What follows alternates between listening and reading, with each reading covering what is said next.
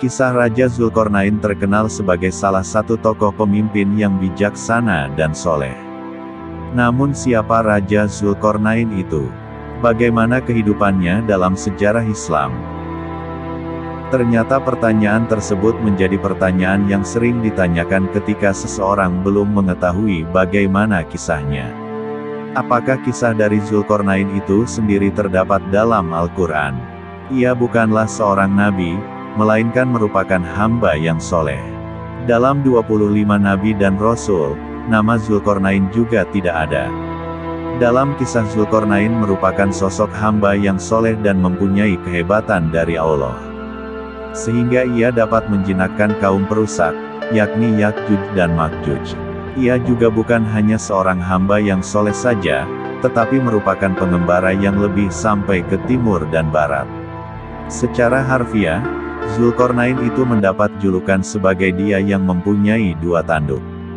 Karena memang ialah pemimpin yang hebat serta adil yang membina tembok pemisah Ya'juj dan Ma'juj dari penyerang orang barat.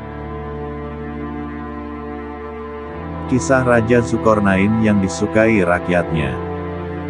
Adanya kisah dari umat terdahulu yang ada dalam Al-Quran, bertujuan supaya umat manusia dapat mengambil ibroh dari kejadian tersebut. Sedangkan salah satu kisah orang yang soleh kemudian diceritakan dalam Al-Quran adalah kisah Raja Zulkarnain. Dia merupakan sosok pengembara yang kuat, selalu menyuruh kepada kebaikan dan bijaksana. Kisahnya terdapat dalam Al-Quran Surat Al-Kahfi ayat 83-101. Dalam Al-Quran memang tidak ada cerita secara detail Zulkarnain itu tinggal di mana, kemudian anaknya siapa. Kebanyakan ulama berpendapat bahwa Zulkarnain adalah seorang raja. Konon katanya, Raja Zulkarnain merupakan raja dari Persia yang bernama Quraisy, tepatnya pada tahun 539-560 sebelum Masehi. Karena kebijaksanaan dan keadilan yang dimiliki oleh raja tersebut, nyatanya Zulkarnain disukai oleh rakyatnya. Selain adil dan bijaksana, ia juga sangat sederhana. Sama seperti halnya para nabi, ia juga selalu menyuruh kaumnya untuk melakukan kebaikan, mendakwahkan agama tauhid yang dibawa oleh Nabi Ibrahim. Sebagai seorang pengembara ia juga sangat cerdas dan pandai berpetualang. Dalam pertualangannya dari barat ke timur ia juga menyebarkan agama tauhid serta menguasai bahasa berbagai dunia. Untuk urusan berlayar, Zulkarnain juga merupakan ahlinya. Kelebihan ilmu dan kekuatan. Seperti yang sudah dijelaskan sebelumnya, bahwa kisah Raja Zulkarnain itu tidak luput dari karunia yang sudah Allah berikan kepadanya.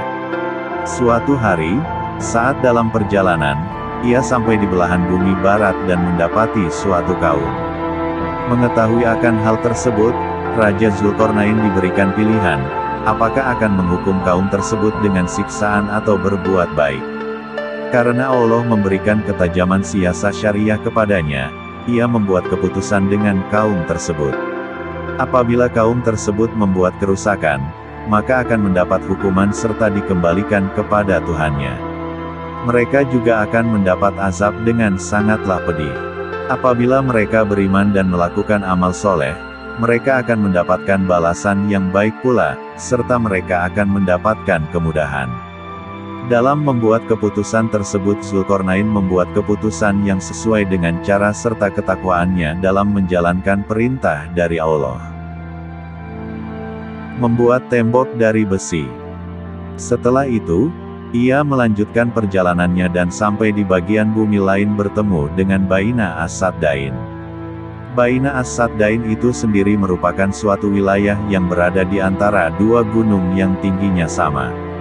Di tempat itu juga ia bertemu suatu kaum yang hidup ketakutan sebab terancam oleh suatu kelompok perusak atau Ya'juj dan Ma'juj. Kisah Raja Zulkarnain yang bijaksana serta adil tersebut juga terkenal ketika ia membuat tembok penghalang. Ternyata yang membuat kaum pada dua gunung yang tingginya sama tersebut ketakutan adalah kaum perusak, yakni Ya'juj dan Ma'juj.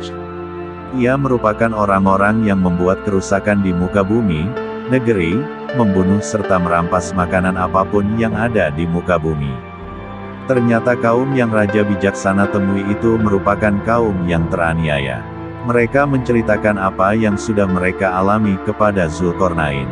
Lantas kaum tersebut meminta bantuan Zulkarnain untuk membuat dinding pembatas antara mereka.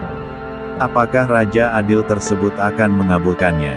Benar, ternyata Raja bijaksana tersebut mengabulkan permintaan kaum tersebut.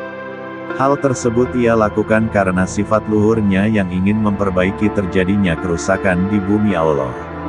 Selain itu juga, menjadi bentuk rasa syukur kepada Allah atas kekuasaan yang sudah Allah berikan kepadanya. Allah sendiri juga membantu Zulkarnain untuk membuat tembok penghalang menggunakan teknologi serta pengetahuan. Ternyata tembok tersebut terbuat dari besi yang dipanaskan dengan api sampai mendidih. Bangsa dan kaum perusak tidak bisa keluar ataupun melubanginya sampai hari kiamat nanti. Kaum perusak tersebut juga tidak bisa menuju ke negeri lain, sebab tembok tersebut merupakan jalan satu-satunya.